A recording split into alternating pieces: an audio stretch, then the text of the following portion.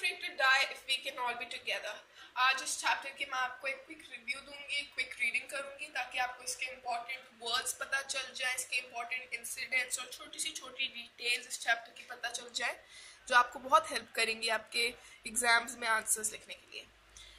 So let's start. In July 1976, my wife Mary, son Jonathan 6, daughter Susan 7, and I set sail from Plymouth, England to duplicate the round world voyage made 200 years earlier by Captain James Cook.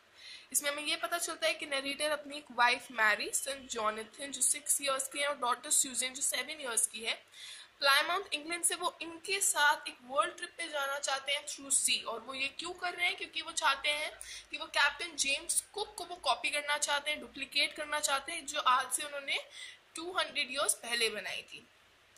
For the longest time, Mary and I, a 37-year-old businessman, had dreamt of sailing in the wake of the famous explorer, and for the past 16 years we had spent all our leisure time honing our seafaring skills in the British waters.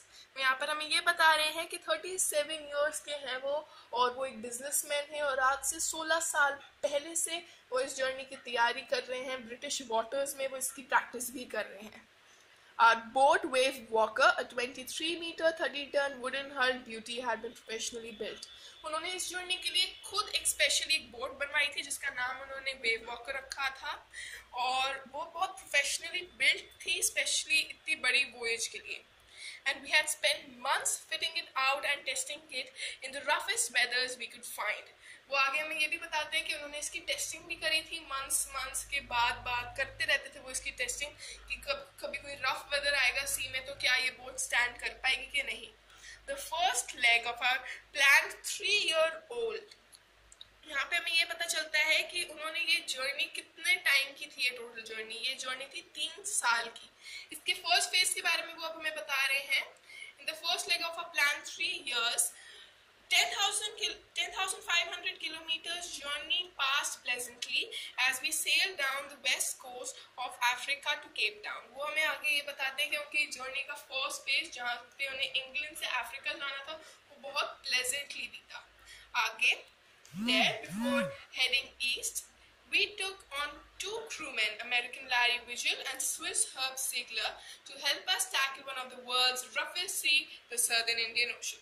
आगे वो हमें ये बताते हैं कि क्योंकि आगे की जर्नी यानी कि जो सेकंड फेज है वो कहाँ होगा, वो होगा सर्दर्न इंडियन ओशन में. तो उनको वो जो सर्दर्न इंडियन ओशन है वो फेमस ही अपने रफ वेदर के लिए. तो उनको पता था कि उनको हेल्प की ज़रूरत पड़ेगी, इसलिए उन्होंने लैरी और हर्ब, ये 2 क्रू मैन है, उनकी हेल्प ली. उन्होंने उनकी हेल्प ली क्योंकि आगे ताकि वो वेदर में अगर उनसे बहुत संभाल ना पाए तो ये लोग उनकी आगे हेल्प कर पाए.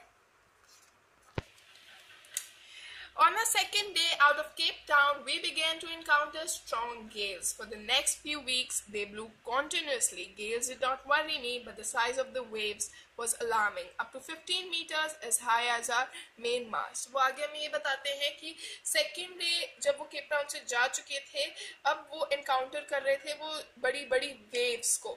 और वो ये भी हमें बताते हैं कि उन्हें वेव्स से डर नहीं लग रहा था, बिकॉज समुद्र में वेव्स तो आती रहती हैं. उनको डर लग रहा था कि इन वेव्स का साइज बहुत ज़्यादा बड़ा था, 15 मीटर्स. उनकी शिप की साइज जितना तो इस वेव का ही साइज था, इसलिए उनको डर लग रहा था.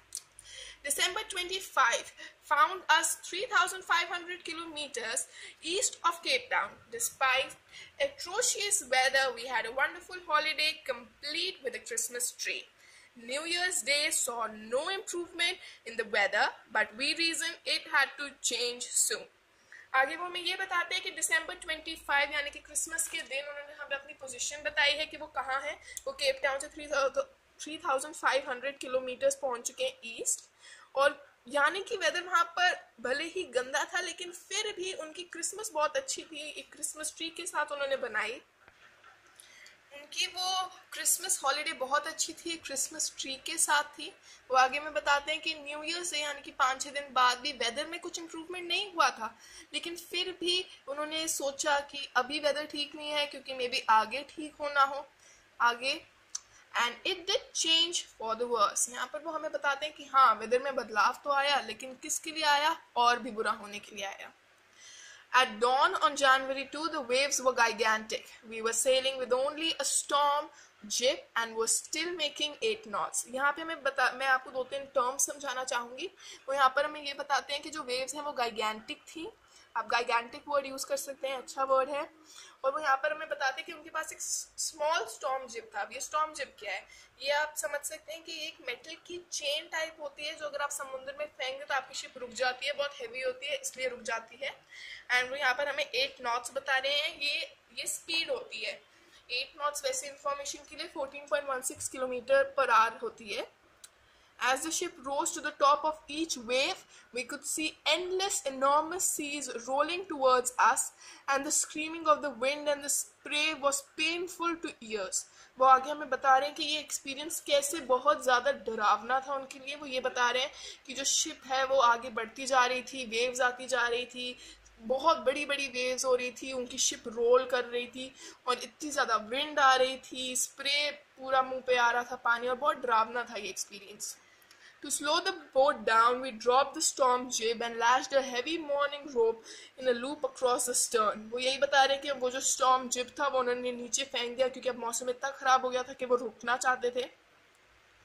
Then we double lashed everything, went through our life raft drills, attached lifelines, donned all skins and life jackets and waited. वो ये बता रहे कि अब मौसम इतना ख़राब हो गया था तो उन्होंने तैयारी कर ली थी कि एक होती है लाइफ बोट की, वो उस पर जाएंगे और वो ये जो बोट है उससे चले जाएंगे. उन्होंने तैयारी अपनी कर रखी थी पूरी. The first indication of implementing disaster came at about 6 p.m. with an ominous silence. The wind dropped and the sky immediately grew dark. Then came a growing roar and an enormous cloud towered aft of the ship.